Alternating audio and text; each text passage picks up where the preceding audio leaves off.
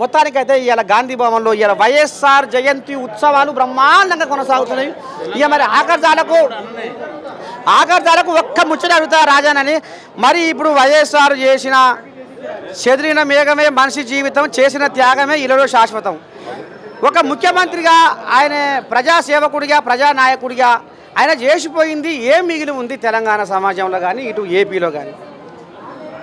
ఎప్పుడన్నా యాక్సిడెంట్ అయితే కోడి పడితే ఎత్తుకపోదురు, కుందేలు పడితే ఎత్తుకపోదురు, మనిషి పడితే ఒక్కడు కనబడపు, అక్కడ పారిపోదురు, సాక్ష్యం ఇచ్చడానికి కూడా దిక్కు లేకుండే.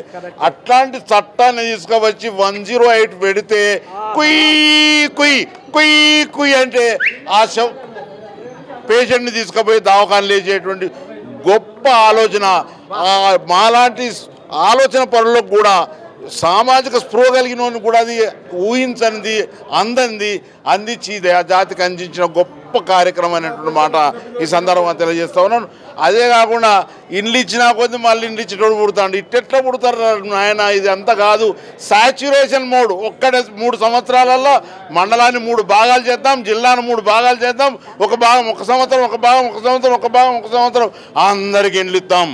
ఇల్లు లేని పేద నా దేశంలో ఉండకూడదని కేక వేసిన గొప్ప నేత. ఇంకా అనేకం ఉన్నాయి.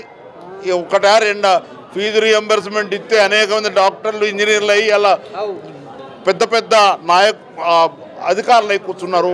వాళ్ళని అందరూ జ్ఞాపకం చేసుకుంటారు అనేటువంటి మాట తెలియజేస్తా ఉన్నాను. ఇప్పుడు ఉచిత కరెంట్ కూడా ఆయనదే అంట పుణ్యం. అరే బాబురే, కరెంటు అంటే బట్టలు ఉతికేసుకొని ఆడ బట్టలేండి వేసుకోవాలన్నాడు ఒక పెద్ద మనిషి.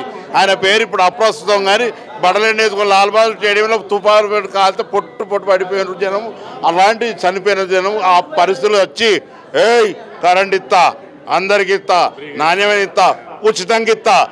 రైతు గనక ఒక మాట చెప్తా బిడ్డ, హోటల్ నడవకపోతే మూసేసుకుంటాడు, కిరాణం దుకాణం నడవకపోతే మూసేసుకుంటాడు, బట్టల వ్యాపారం నడవకపోతే మూసేసుకుంటాడు, వ్యవసాయం నడవకపోతే మూసేసుకుంటే ఏం తింటారు బిడ్డ?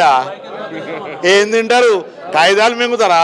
కాబట్టి రైతును ఆరోగ్యకరంగా బలంగా దృఢంగా వ్యవసాయ క్షేత్రంలో నిలబెట్టే బాధ్యత మొత్తం ప్రజానీకమది, నాయకులది, పరిపాలకులది అనేటువంటి మాట ఈ సందర్భం గురించి చెప్తా ఉన్నాం. ఇక ఇదుల్లో మొత్తానికి వైఎస్ఆర్ రాజే దోస్తానం ఎట్లా ఉండే, వైఎస్ఆర్ సేవలు ఏ రకంగా ఉండే అనేది మరి గుర్తు చేసిండు అలా ఉంటా శతాబ్ది.